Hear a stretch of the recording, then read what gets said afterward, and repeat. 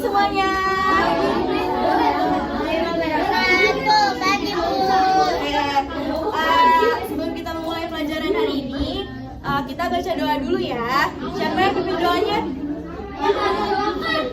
Marwah, boleh dipimpin doanya? Teman-teman, mulai pelajaran hari ini yang baiknya kita memulai dengan berdoa dulu. Berdoa menurut kepercayaan dan agamanya masing-masing. Berdoa dimulai. Berdoa diaminkan.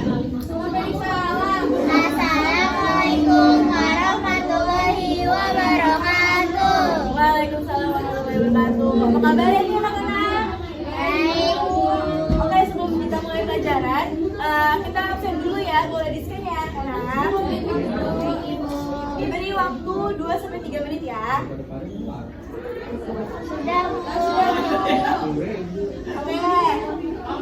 Nah, sebelum kita mulai belajar hari ini, kita ice cream dulu ya.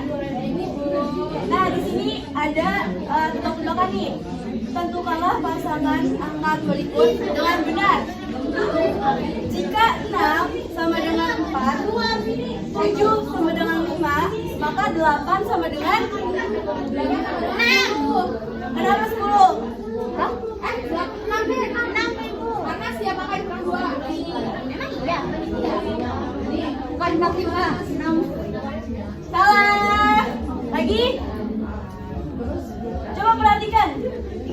Cluenya nih. Cluenya, nggak ada cluenya. Yang ini aja nih, gampang. 2 sama dengan 3, 3 sama dengan 4, 4 sama dengan 5, 5 sama dengan 6. Salah, coba perhatikan. Oh, 5 sama dengan 3. Salah. 4. Benar. Gimana sih? Masih nggak bisa ketebak? Belum bisa. Ya jadi gini ya anak-anak. Kenapa bisa 5? Kita perhatikan hurufnya. Jadi ada 4 huruf. Benar ya tadi yang nebak. Oke, kita tepuk tangan untuk kita semua. Oke. Selanjutnya.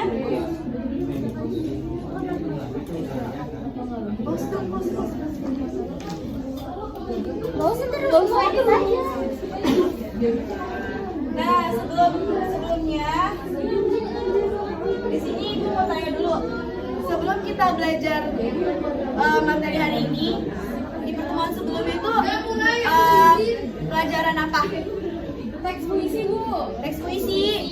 Oke, nah sebenarnya kita tuh kadang-kadang udah kelas 11 ya. Jadi kita udah mulai fokus ke karya-karya sastra. Nah hari ini kita akan belajar teks cerpen. Tapi di sini ibu mau ngajak kalian menulis. Apa sih tujuan menulis? Ada kamu tau nggak tujuan menulis itu apa? Ada pelajaran satu karya. Pemasaran satu karya. Oke, boleh kamu? Ada buat laki untuk menjelaskan sesuatu Bu. Boleh. Sofia? Menuliskan sesuatu Bu. Mencurahkan perasaan. Oke, benar ya. Jadi yang disampaikan oleh teman-teman kalian itu benar. Jadi tujuan kita menulis itu satu untuk mencurahkan perasaan, melatih keterampilan menulis, dan melatih keterampilan otak. Nah di sini ibu meminta kalian untuk menyimak cerpen Pulih Kontrak. Silakan disimak ya. Baik Ibu. Baik Bu. Sudah Bu. Sudah Bu. Oke. Nah dari cerpen Pulih Kontrak ini pasti dalam cerpen itu kan pasti akan ada banyak pembangunnya ya. Iya Ibu. Mulai dari temanya, mulai dari unsur-unsur intrinsiknya, ekstrinsiknya, sama seperti teks-teks sastra sebelumnya yang pernah kalian pelajari di kelas 10. Nah, dalam menulis apa sih yang kita butuhkan? Kita harus punya ide terlebih dahulu Bu. Boleh ide. Selanjutnya persiapan kita untuk menulis sesuatu. Tema Bu, tema. Tema boleh, inspirasi boleh ya. Nah, semua itu bisa kita tuangkan ke dalam tulisan kita. Nah, di sini ibu mau meminta anak-anak untuk menyunting satu cerpen. Tapi sebelum mulai menyunting, kita simak dulu ya materi di PPT ini ya. Baik Bu.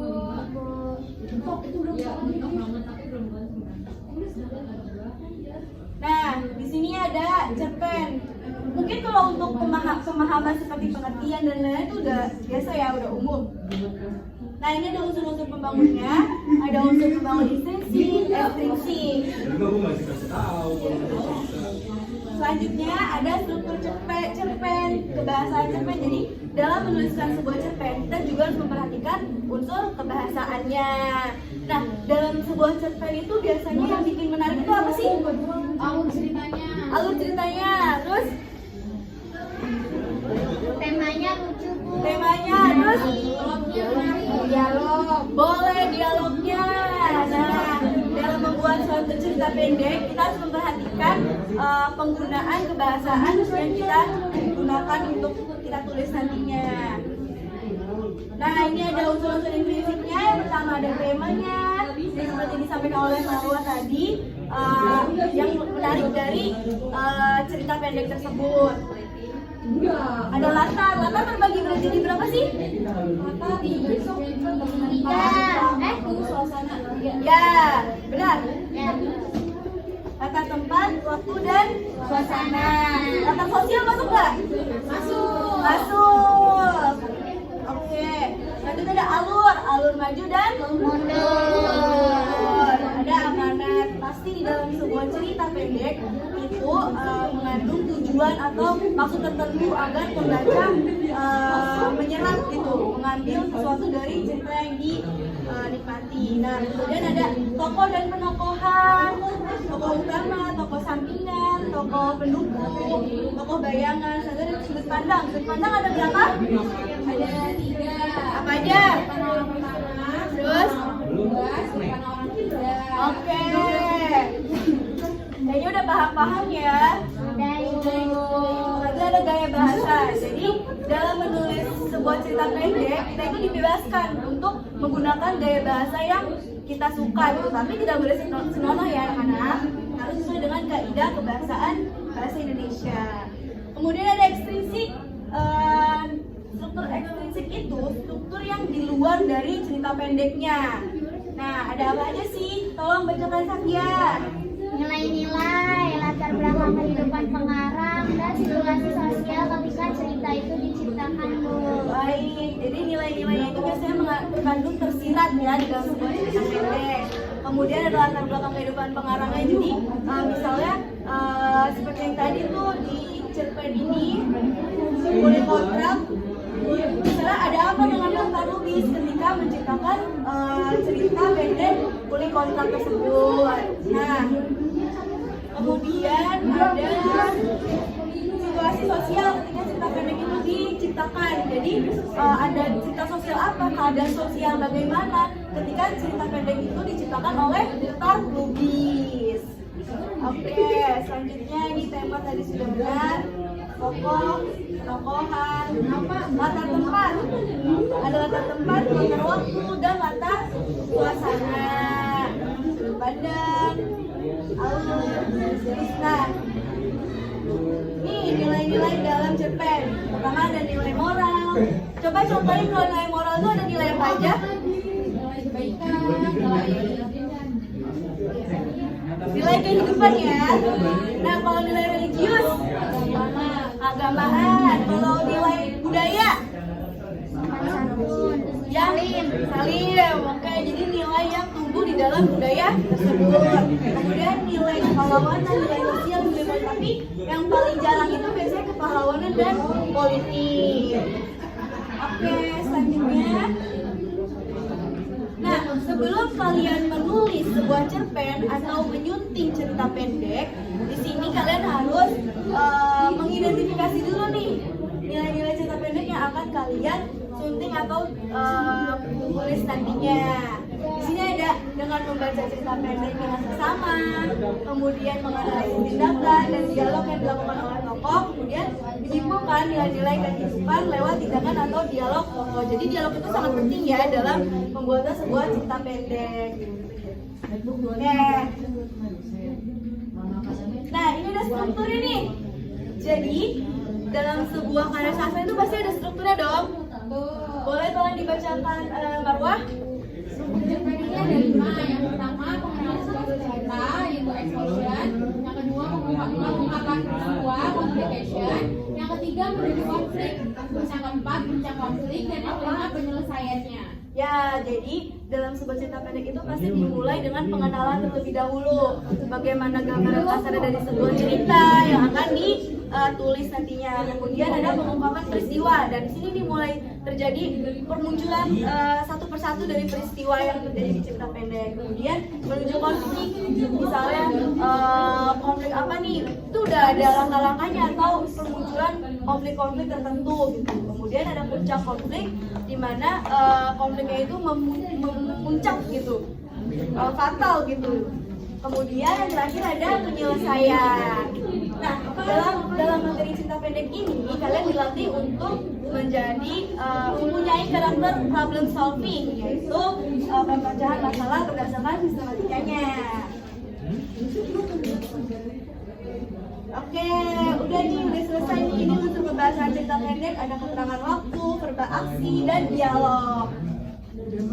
Selanjutnya, nah di sini ibu meminta anak-anak sekalian untuk menyimak cerita pendek Kuli Kontrak terlebih dahulu ya, disimak secara seksama. Kemudian ibu minta kalian untuk membuat atau menyunting cerita pendeknya dengan metode ATM. Apa sih metode ATM? Amati, tiru, modifikasi. Ya, jadi misalnya dalam contoh kecil, tokoh utamanya kalian bikin misalnya di dalam cerita ini tokoh utamanya itu sudah baik, tapi di dalam cerita kalian bikinlah menjadi jahat.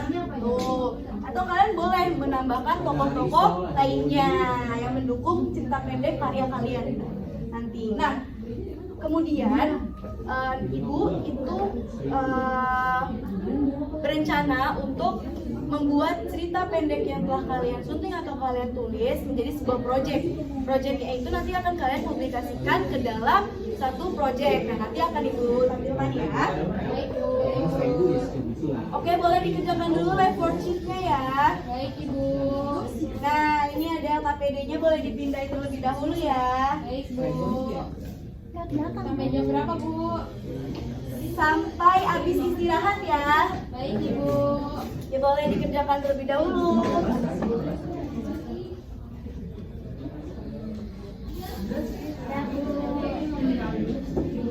Bu, sudah, Bu. Nah, nanti kalian tulis ya di sini secara individu cerita pendek yang telah kalian simak, lalu diamati, tiru, modifikasi. Di sini kalian bisa ketik nama kalian, lalu kelas dan lain sebagainya. Nah, setelah kalian mengerjakan LKPD tadi, anak-anak boleh menyimak panduan proyek siniar. Nah, seperti yang tadi Ibu sudah jelaskan, panduannya itu adalah cerita pendek yang berjudul Kuli Kontrak karya Mukhtar Lubis. Nah, kalian amati, lalu tiru dan modifikasi, lalu bikinlah proyek panduan siniar. Nah, di sini ada pengertian siniar itu untuk apa, yaitu berupa podcast singkat yang dapat didengarkan oleh halayak umum. Kemudian mengapa siniar? Jadi memilih platform ini karena ini dapat didengarkan di mana saja dan kapan saja, sifatnya fleksibel. Kemudian ini ada instruksi membuat siniarnya, durasinya 10-15 menit ya anak-anak. Baik, Bu.